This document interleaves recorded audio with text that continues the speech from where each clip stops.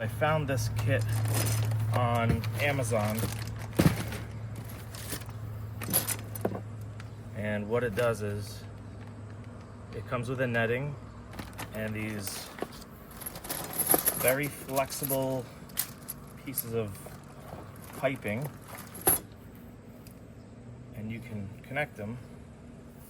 And once you connect them, I'll connect 3 just to see. Let me give you an example.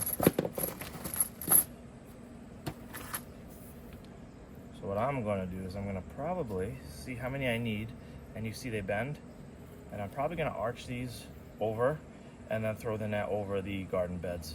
So let's give it a shot.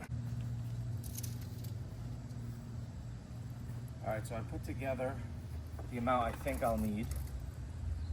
Let's see how this is going to work.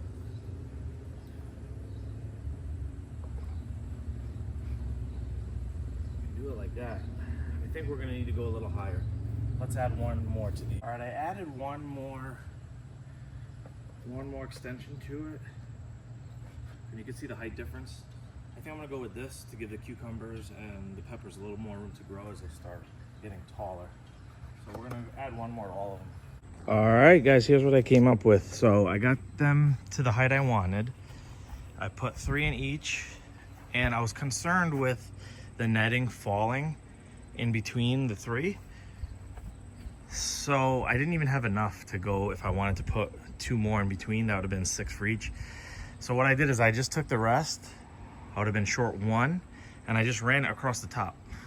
So now I'm gonna throw the net over and see if it's long enough.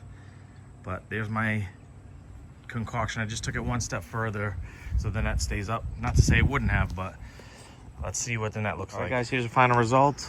We got the netting over both garden beds and the strawberries in the middle, and it works good, man. It comes with these clips. It turns out it was never going to just sink in the middle, because I actually rigged the rest of the pieces together across the top, and it created a support, like a bridge between the 2 garden beds. So here's what it is.